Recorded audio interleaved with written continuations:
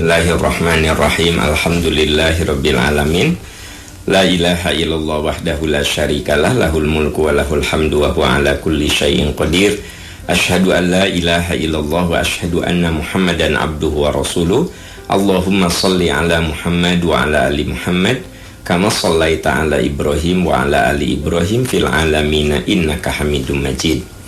Sahabat-sahabat tercinta, alhamdulillah dengan izin Allah Subhanahu wa taala, pagi ini tepatnya hari Senin 21 September atau bertepatan dengan 3 Safar 1442 Hijrah. Sahabat tercinta, ini kita sudah berada di bulan kedua dari penanggalan Hijriah, ya.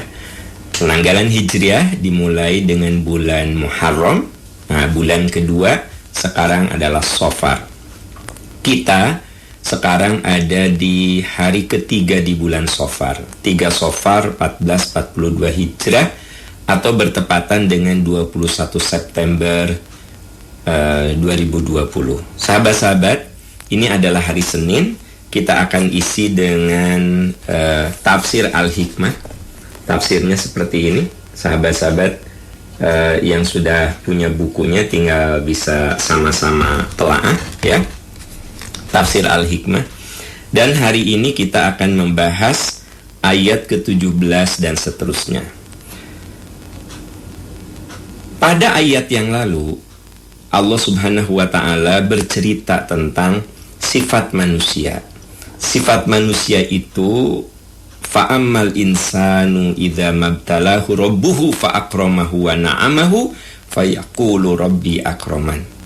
Manusia itu kalau oleh Allah diberi kenikmatan, diberi kesuksesan, kadang-kadang dia merasa bahwa kesuksesan itu karena kehebatannya dan Allah memberikan karunia kepada dia, bahwa dia itu orang yang diberi kelebihan, ya.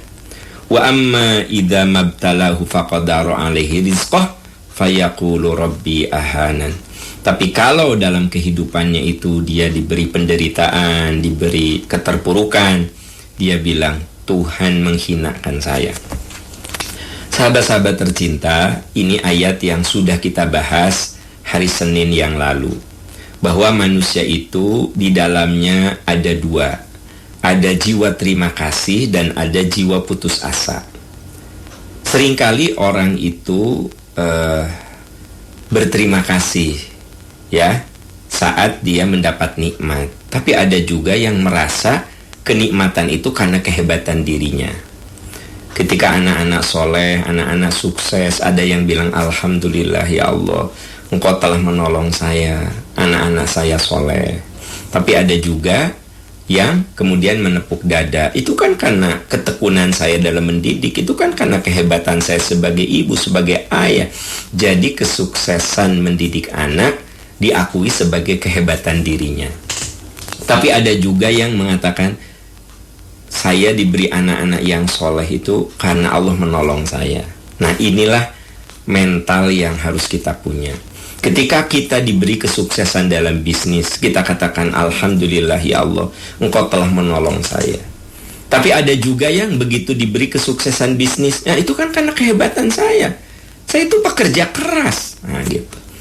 Tapi ada saat ketika diuji dengan penderitaan, dia menyalahkan Tuhan, dia menyalahkan Allah Subhanahu wa ta'ala. Ya Allah, kenapa saya mendapatkan hal seperti ini padahal saya sudah bekerja keras? Jadi sahabat-sahabat tercinta, ayat 15 dan 16 dari surat Al-Fajr, ya. Jangan lupa kita sedang membahas surat Al-Fajr, ya. Surat Al-Fajr, surat ke-89. Surat Al-Fajr, surat ke-89. Dan hari ini kita akan memasuki ayat 17 dan selanjutnya. Nah, kalau ayat 15 dan 16 itu bercerita tentang sifat-sifat baik dan buruk yang ada pada manusia. Nah, ayat berikutnya itu bercerita tentang kalau manusia itu sudah terlalu cinta dunia, ya. Kalla balla tukrimunal yatim.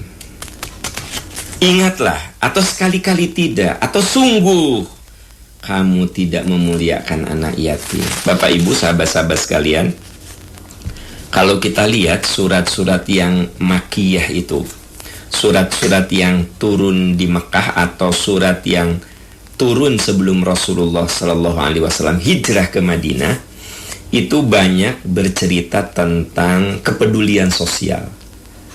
Banyak bicara tentang kepedulian sosial. Jadi ayat yang turun di Makkah itu khasnya adalah bicara akidah, tentang keimanan, dan juga tentang kepedulian pada lingkungan kita.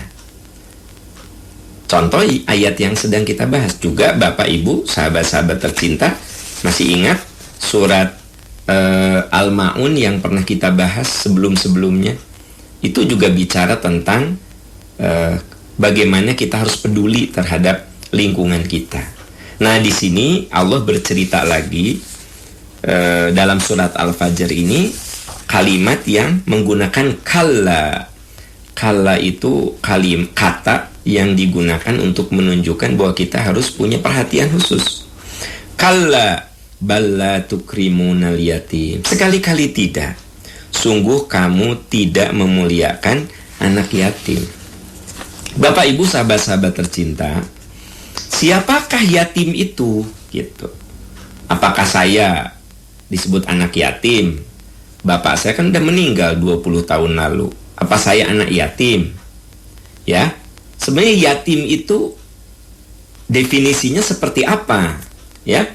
Nah, di dalam tafsir Al-Marawi diungkapkan inqita'us sabiyyi an abihi qabla al-bulugh, itu yang disebut dengan yatim.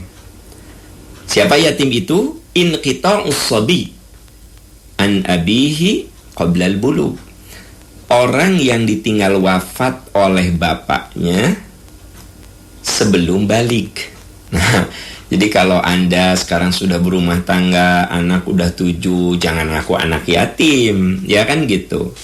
Anda yang ditinggal wafat oleh orang tua dalam keadaan Anda sudah bekerja, ya, jangan dibilang Pak Amda sama anak yatim. Nah, yang namanya anak yatim itu inqita'us sabiyyi an abihi qabla al-bulugh. Nah, itu definisi yatim. Anak yang ditinggal wafat oleh bapaknya sebelum balik. Nah, kan gitu. Sebelum balik, sebelum dia mandiri. Nah, itu baru disebut dengan yatim, ya.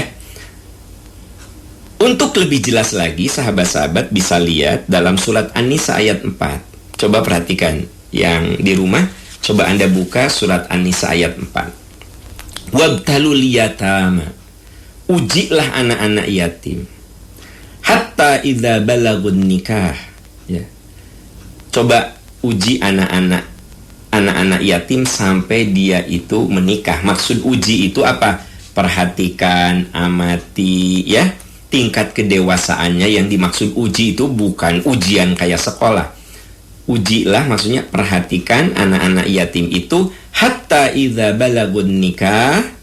Nah, jadi definisi anak yatim itu orang yang ditinggal wafat oleh ayahnya sebelum balik, itu teh merujuk kepada definisi yang tadi, merujuk kepada ayat keempat surat An-Nisa. Wabtalul yatama hatta idza balagun nikah. Coba uji anak yatim sampai dia itu mampu menikah. Maksudnya kamu perhatikan, kalau anak yatim itu sudah mampu menikah, nah berarti kan dia sudah dewasa. Ya, fa'in anastum rusyda fadfa'u ilaihim amwalahum. Kalau kita sebagai wali, ya, kemudian kita mengelola harta warisan dia, maka fa'in anastum rusyda, kalau menurut perhitungan kita dia sudah bisa mengelola harta, fadfa'u ilaihim amwalahum, serahkan harta itu kepada mereka. Jadi kalau misalnya nih ada anak yatim, orang tuanya kaya, saya pamannya, saya pegang harta mereka, saya kelola, ya.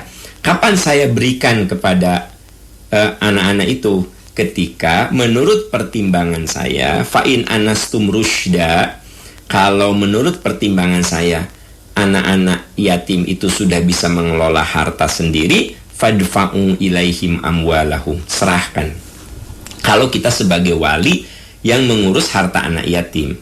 Jadi saudara-saudara sekalian, yang namanya anak yatim itu adalah inqita'us sabiyyi an abihi qoblal bulugh.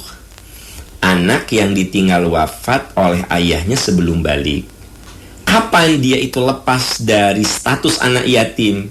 Kalau dia sudah dewasa, kalau dia sudah faham bagaimana mengelola harta. Dia sudah bisa berpenghasilan, bahkan dengan penghasilan hidupnya dia sudah bisa memutuskan untuk menikah.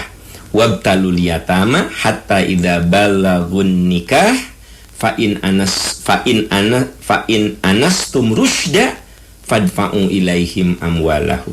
Nah, itu ukuran takaran dari anak yatim, ya.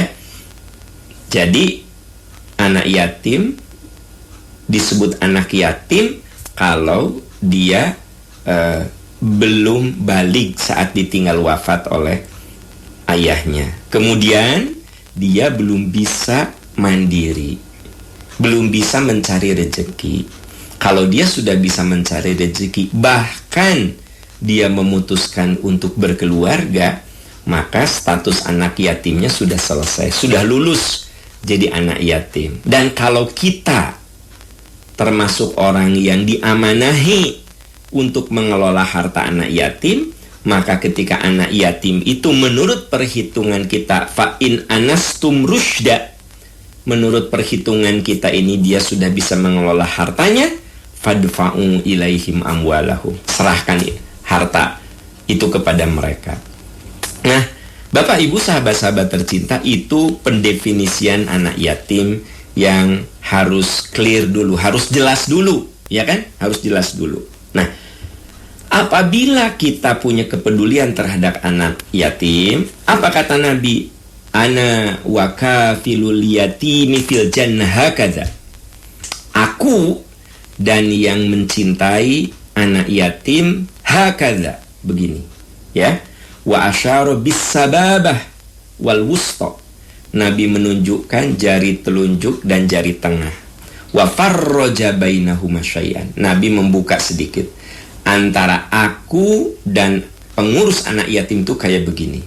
Berarti berdekatan surganya. Itu isyarat bahwa betapa mulianya ketika kita punya kepedulian terhadap anak yatim. Nah, kepedulian ini macam-macam. Ada yang kemudian membuat panti asuhan. Tapi tidak harus begitu. Ada juga yang begini. Anak yatim itu tetap dengan orang tuanya, tapi kita support biaya hidupnya, kita ringankan biaya pendidikannya. Itu juga mencintai anak yatim. Bahkan boleh jadi secara psikis yang bagus itu anak yatim bareng dengan ibunya, ya, secara psikis sebenarnya, karena dia butuh kasih sayang, butuh sentuhan orang tua yang masih ada. Jadi yang paling bagus selama yatim itu bisa sama orang tuanya sebelah, ya.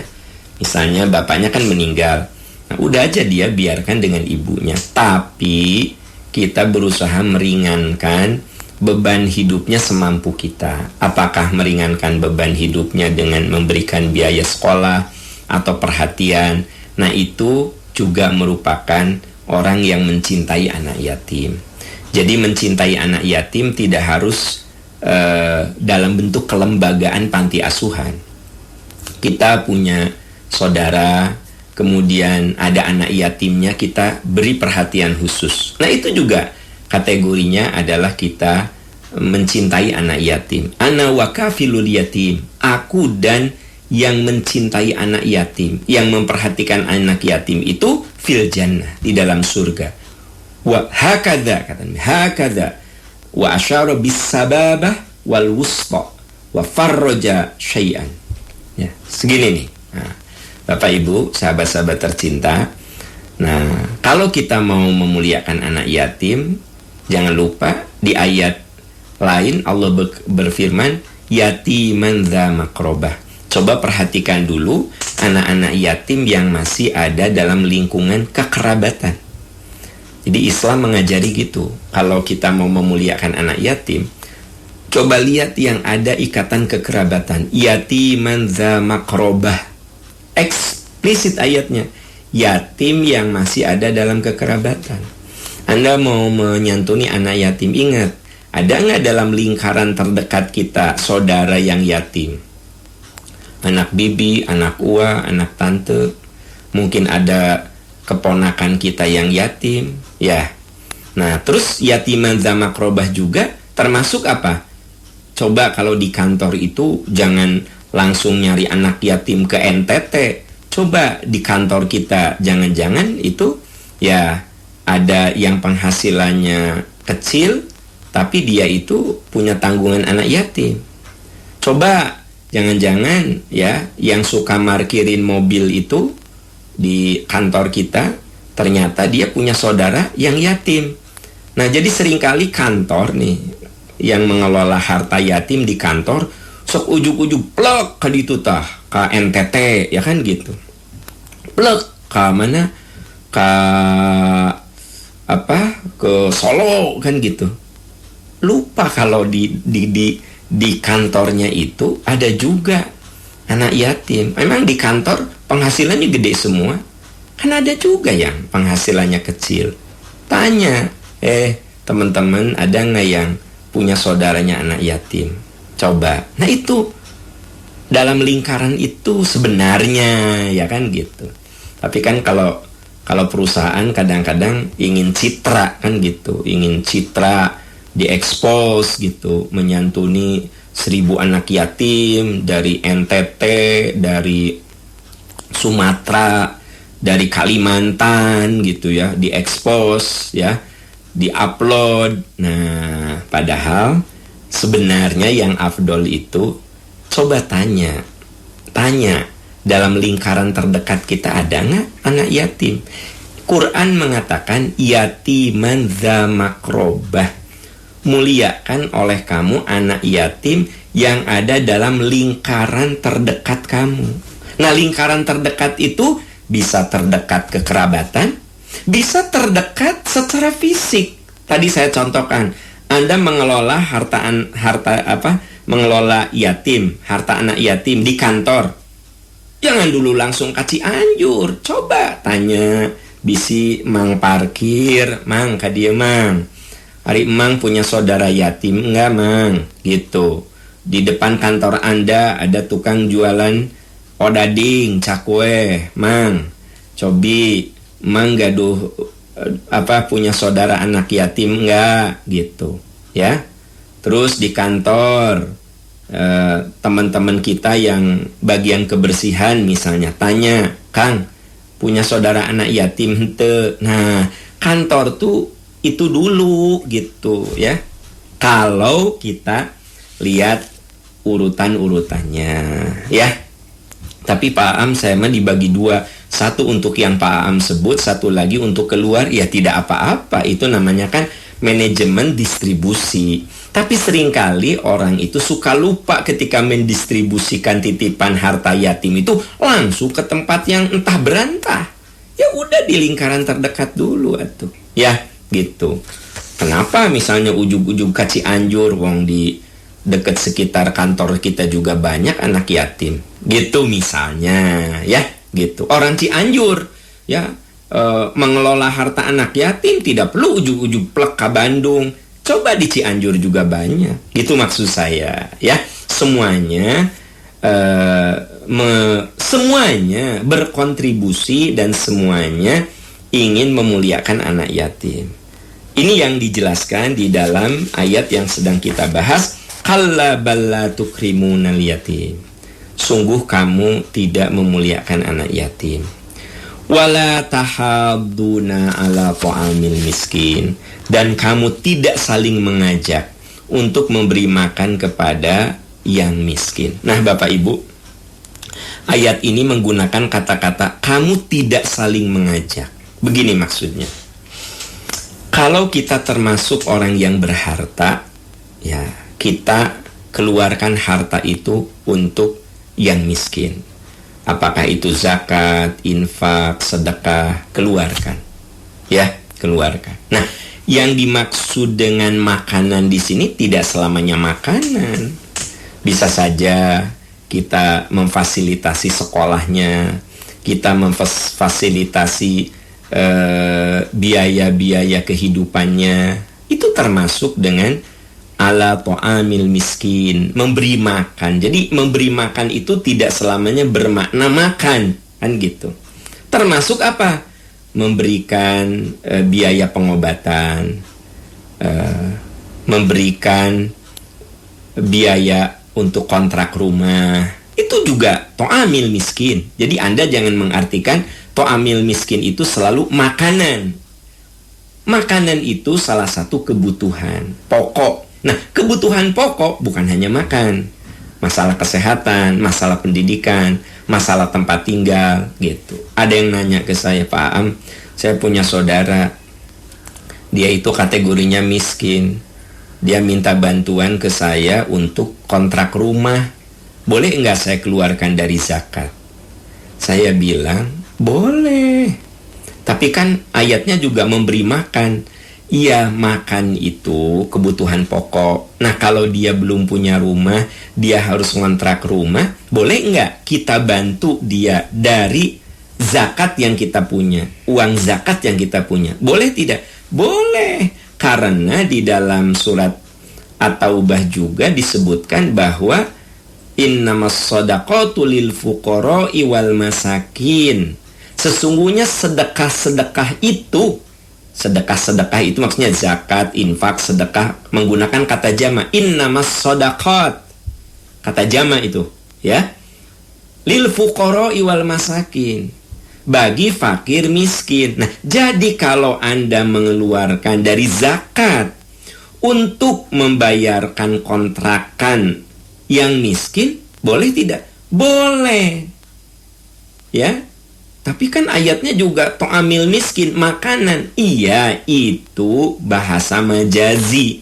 Yang pokok itu makanan. Tapi kalau makanan sudah terpenuhi, dia butuh tempat tinggal, dia butuh pengobatan, dia butuh biaya sekolah. Nah, itu termasuk bagian yang juga masuk dalam kategori wala tahaduna ala ta'amil miskin. Di sini dikatakan tidak saling mengajak. Bapak Ibu, sahabat-sahabat sekalian, jadi kita ini kalau bisa melakukannya sendiri, lakukan. Tapi bukan hanya kita melakukan, ajak juga orang lain, gitu. Ya, itu sebabnya saya kan seringkali mengajak, sampai mungkin Anda bosan dengar ajakan saya. Dan memang Quran juga nyuruh ngajak, ya. Itu sebabnya dalam Islam itu kalau kita bisa melakukan memberi, alhamdulillah. Memberi dan mengajak, alhamdulillah lagi. Memberi iya, ngajak iya. Ya, Pak saya mah nggak bisa memberi dan saya juga nggak punya, doakan. Ya, saya kan sering bilang, Ibu Bapak, kita sedang membangun masjid. Ini memang biayanya cukup besar, puluhan miliar, gitu. Anda bilang dalam hati, ya Allah, saya pengen wakaf. Tapi boro-boro wakaf, saya mah kehidupan sehari-hari juga pas-pasan. Nyesok doakan atuh. Ya Allah, semoga masjid Percikan Iman diberi kemudahan, kelancaran, bisa selesai sesuai yang direncanakan, bisa menjadi pusat ibadah dan peradaban, ya Allah. Doakan. Ada tetangga yang harus kita bantu, kita tahu dia butuh bantuan, kita nggak punya, ya Allah, doakan. Jadi doa itu merupakan bentuk kontribusi kita meringankan beban orang lain. Jadi tidak selamanya kudu real nyata, dan setiap orang juga punya kadar kemampuan yang berbeda-beda. Ya, beda-beda kemampuannya. Nah, bagi Anda yang oleh Allah dititipi rezeki, sok keluarkan rezekinya. Bukan hanya keluarkan rezeki, ajak teman-teman Anda. Anda berwakaf, untuk Masjid Percikan Iman. Ajak juga saudara, teman, sahabat. Kalau ada rezeki yuk kita berwakaf. Nah, kita misalnya punya orang yang perlu kita bantu, ya kita bantu, saya bantu, ya untuk kontrakannya saya bantu. Saya juga ajak teman-teman, ada saudara kita yang perlu kita bantu. Kemarin saya sudah bantu kontrakannya, tapi karunya kersakolan lagi kudu dibantuan. Hayu. Saya ajak teman-teman, hayu. Yuk, ringankan bebannya. Kenapa? Kita oleh Allah kan diberi rezeki, itu titipan. Yuk. Jadi mengajak itu juga bagian daripada hal yang harus kita lakukan. Jadi bukan hanya kita beramal, tapi juga kita mengajak. Oleh sebab itu, mengajak termasuk sesuatu yang harus dilakukan oleh orang yang berkemampuan dan yang tidak berkemampuan. Ya.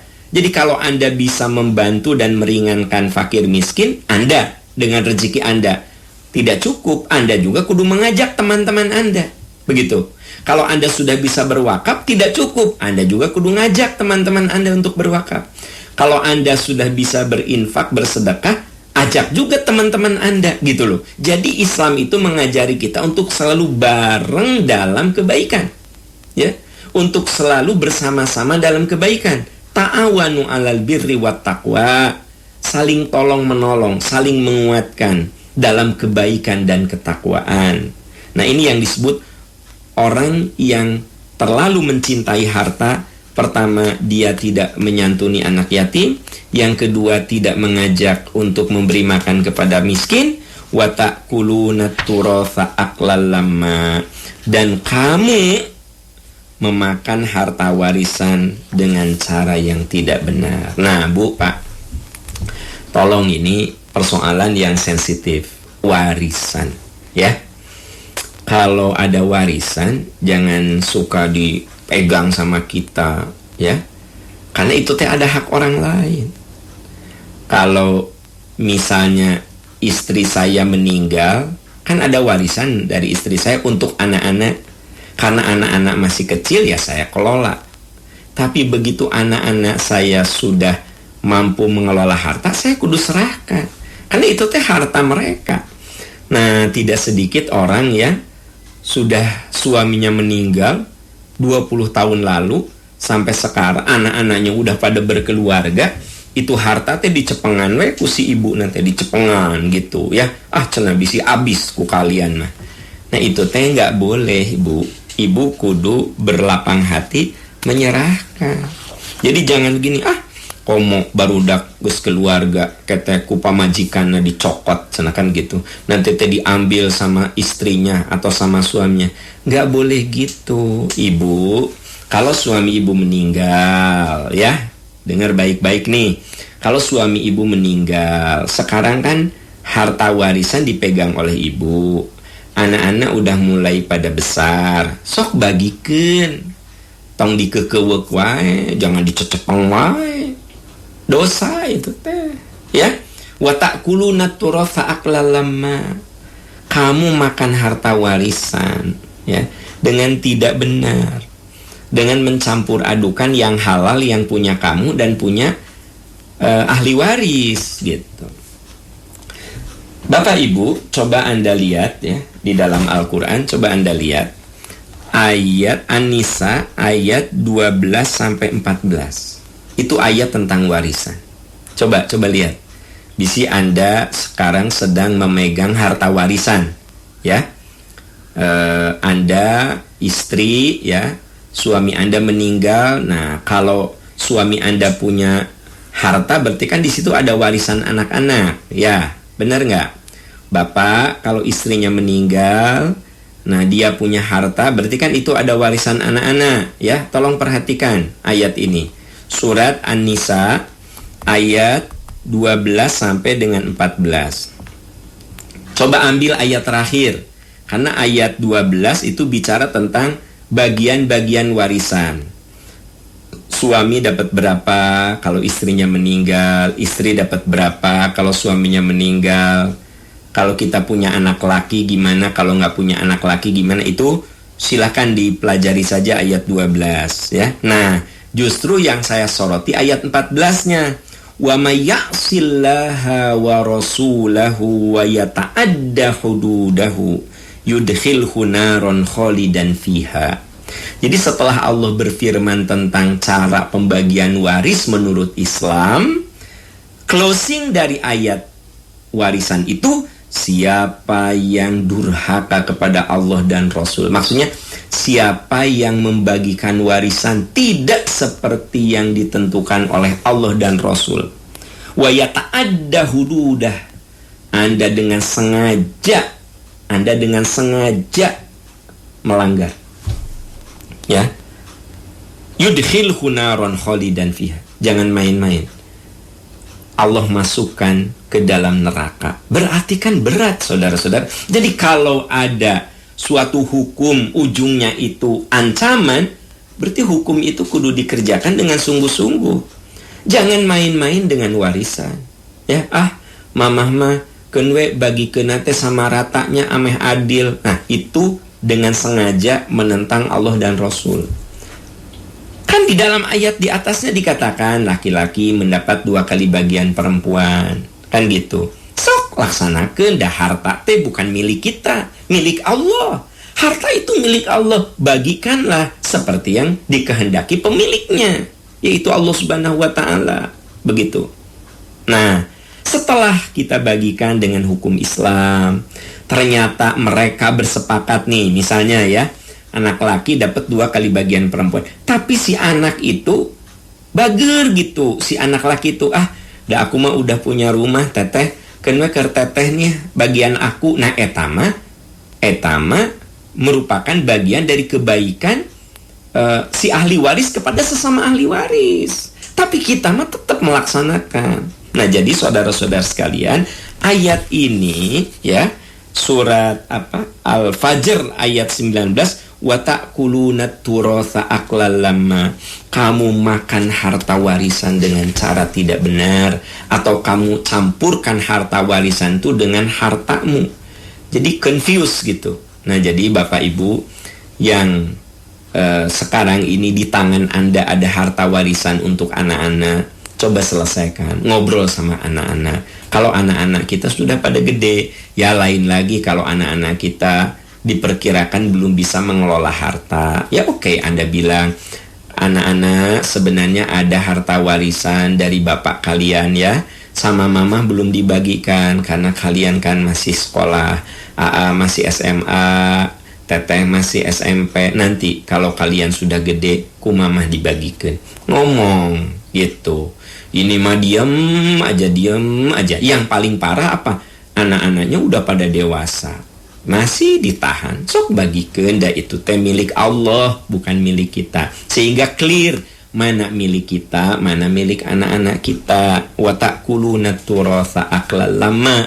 Jangan sampai kita termasuk orang yang dikatakan Quran, mereka memakan harta warisan dengan cara mencampur adukan yang halal dan haram. Ya. Kenapa itu terjadi? Kenapa? Wa tuhibbunal mala hubban jamma. Karena kamu mencintai harta dengan berlebihan. Nah, teman-teman sekalian, kenapa kita tidak mau berbagi dengan anak yatim? Karena kita terlalu mencintai harta. Kenapa harta warisan tetap dipegang sama kita, nggak dibagikan, nggak didistribusikan sesuai dengan penerima haknya? Karena kita terlalu mencintai. Wa tuhibbunal mala hubban jamma. Kamu mencintai harta, terlalu mencintai. Jadi begini teman-teman sekalian, Bapak Ibu, sebenarnya Islam tidak melarang kita menyukai harta. Yaitu manusiawi. Ya, kalau kita dagang, ya kudu untung. Ya, masa dagang rugi? Itu kan mencintai harta. Kalau kita bekerja, ya tentu saja sungguh-sungguh, ya supaya karir kita bagus, dan dengan karir yang bagus penghasilan kita meningkat, ya itu boleh, tidak apa-apa. Jadi mencintai harta itu sesuatu yang alamiah, sesuatu yang inherent, sesuatu yang menyatu pada diri kita, dan kita ini harus punya kecintaan kepada harta. Tapi yang dijelaskan di ayat di sini, wa tuhibbunal mala hubban jamma. Kamu terlalu mencintai harta. Kenapa orang tidak mau sedekah? Karena terlalu mencintai harta. Padahal mungkin dia itu banyak, ya, hartanya. Wih, tabungannya, digitnya coba lihat ya, sampai 13 digit dong, ya. Hari wakaf 1 juta, 2 juta, gitu ya. Nah, berarti terlalu mencintai. Ya nggak? Kebayang nggak? Tabungannya itu 12 digit, tapi hari wakaf, sedekah, ya, cuma 4 digit, 5 digit, paling banyak 6 digit. Nah, jadi saudara-saudaraku tercinta, kita ini harus jadi orang kaya. Percaya ke saya. Al-mu'minul qawiyyu khairun wa ahabbu ilallah minal mu'minid dha'if. Mukmin yang kuat secara finansial lebih Allah suka daripada mukmin yang lemah. Coba Anda lihat, dari 10 orang yang al-ashrah al-mubasysyaruna bil jannah, 10 sahabat yang disinyalir bakal masuk surga, tahukah? 9-nya itu orang-orang yang punya power dalam harta. Yang tidak punya kekuatan harta cuma Bilal. Siapa yang tidak mengenal Abdurrahman bin Auf? Seorang kaya raya. Katanya sekiranya hartanya Abdurrahman bin Auf itu dibagikan kepada seluruh penduduk Madinah, masih tersisa harta itu sebanyak penduduk Madinah. Kebayang gak sama Anda? Abdurrahman bin Auf tuh kayanya luar biasa. Al-Ashrah, dia salah satu yang disinyalir bakal masuk surga. Abu Bakar itu pengusaha sukses. Di Mekah saja dia memerdekakan 8 hamba sahaya. Free, dimerdekakan. Ya, begitu. Bapak Ibu, saudara-saudaraku tercinta, jadi Islam menyuruh kita untuk sukses secara duniawi. Kalau Anda jadi ilmuwan yang sukses, kalau Anda jadi pengusaha yang sukses, kalau Anda jadi politikus yang sukses, ya, pokoknya Islam mengajari kita kudu jadi orang sukses. Tapi kita jadi orang sukses dalam bidang kita itu bukan karena rakus. Catat. Tapi kita ingin menjadikan itu sarana. Ya nggak sih? Wa tuhibbunal mala hubban jamma itu artinya ada unsur kerakusan di situ. Kamu terlalu mencintai dunia sehingga kamu akhirnya rakus. Dan yang terjadi adalah kamu menghalalkan segala cara. Tapi kalau kamu mencintai dunia itu sebagai sarana, nah, itu yang top. Ya nggak sih? Kita dengan harta yang ada bisa umroh, bisa haji, bisa membangun masjid, bisa menyantuni anak yatim, bisa menolong saudara-saudara kita yang tidak mampu. Dari mana? Dari kekuatan harta kita. Jadi yang dimaksud dengan wa tuhibbunal mala hubban jamma artinya kamu terlalu mencintai harta sehingga kecintaanmu yang berlebih-lebihan bisa saja membuat kamu kikir atau membuat kamu menghalalkan segala cara. Ini ada 2 selalu. Kalau nggak kikir, kamu menghalalkan segala cara. Nah, jadi Bapak Ibu, ayat sebelumnya berbicara tentang kamu tidak menyantuni anak yatim, kamu tidak peduli dengan orang miskin, kamu rakus makan harta warisan. Itu semua penyebabnya satu. Wa tuhibbunal mala hubban jamma. Kamu terlalu mencintai harta. Saudara-saudaraku tercinta, itu ayat yang kita bahas 17 sampai dengan ayat 20. Insya Allah minggu depan akan kita bahas ayat 21 sampai tamat, ya. Ayat 21 sampai 30 insya Allah akan kita bahas Senin depan. Karena tafsir Al-Hikmah yang saya tulis di sini di buku ini, ya, dibahas setiap hari Senin, ya. Dan kita sekarang ada di surat Al-Fajr halaman 230, ya. Dari 450 halaman yang ada di tafsir ini, setengahnya sudah kita telaah. Kita memasuki halaman 230, tepatnya ayat 20 dari surat Al-Fajr. Insya Allah minggu depan, Senin depan, ayat 21 dan seterusnya akan kita bahas. Bapak Ibu, sahabat-sahabat tercinta, Semoga Allah memberkahi kita. Itu yang sudah kita bisa bahas. Dan insya Allah pada hari Rabu malam ada kajian Inilah Peranku, Al-Hikmah Online. Inilah Peranku. Kita perlu mereview apakah saya sudah melaksanakan amanah peran sebagai ayah, peran sebagai suami, peran sebagai anggota masyarakat, peran sebagai karyawan kalau saya bekerja, peran sebagai guru kalau saya jadi guru. Semua kita punya peran. Apakah Anda sudah melaksanakan amanah peran sebagai ibu, peran sebagai istri? Sudah tidak? Ataukah kita sebagai anak sudah enggak? Kita ini melaksanakan amanah peran sebagai anak. Bagaimana? Nah, itu semua akan dibahas di kajian Al-Hikmah Online pada hari Rabu dan Sabtu ba'da Isya. Jadi Anda boleh ngambil hari Rabu ya, jam 19.30, atau boleh mengambil hari Sabtu sama jam 19.30. Al-Hikmah online seri sekarang adalah Inilah Peranku. Jangan lupa bisa ngambil Sabtu ba'da Isya atau bisa mengambil Rabu ba'da Isya, Rabu ini, atau Sabtu ba'da Isya jam 19.30. Sahabat-sahabat tercinta itu, dan saya perlu sampaikan sesuai dengan kajian tafsir yang tadi, wa tuhibbunal mala hubban jamma. Jangan sampai kamu ini terlalu mencintai dunia. So, Anda yang oleh Allah sedang dititipi rezeki, silahkan Anda berwakaf.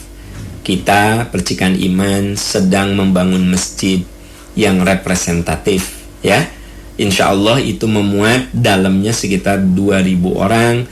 Apalagi kalau halamannya dipakai itu bisa sampai 3.000. Ini masjid memang cukup besar, membutuhkan dana yang besar ya.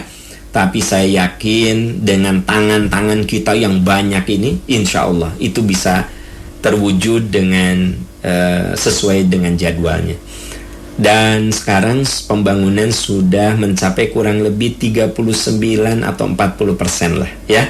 Jadi strukturnya sudah berdiri, atapnya sudah ada ya, beton lantai 1, lantai 2, ini 3 lantai ya, dasar 1 dan mezanin. Jadi 3 lantai itu semua udah betonnya sudah. Kita tahu kalau pembangunan itu yang mahal adalah finishingnya. Jadi kita sudah mau bentar lagi kita memasuki finishing. Nah, finishingnya ini emang membutuhkan dana yang lebih besar daripada struktur, ya kan gitu. Kalau struktur itu 40%, nah nanti sisanya itu memang dananya lebih besar lagi. Tapi saya yakin ini bisa kita selesaikan. Silakan teman-teman wakaf ke Bank Mandiri 13.910.5.008. Atau Anda saya mah paham pengen cash aja, silahkan datang ke Taman Citarum nomor 9 atau ke Yayasan Percikan Iman di Jalan Inhopteng nomor 33A. Ya, bisa ke kantor Yayasan Inhopteng, Yayasan Percikan Iman Jalan Inhopteng, atau bisa ke Taman Citarum nomor 9, atau yang paling gampang Anda ambil m-bankingnya, buka, masukkan nomor yang saya tadi bilang, Bank Mandiri 13.910.5.008, save, simpen nih. Tiap ada rezeki transfer, niatnya wakaf. Tapi kalau Anda ingin memberkahkan keluarga, anak-anak, usaha, fisik kita, Anda berinfak. Anda bisa infak dakwah untuk penyebaran Al-Quran dan buku-buku yang bermanfaat ke masjid-masjid. Alhamdulillah 30 masjid lebih sudah kita ringankan dengan pemberian Quran dan buku-buku yang bermanfaat. Kita sengaja bikin perpustakaan masjid, sudah 30 masjid kurang lebih. Bulan kemarin 30.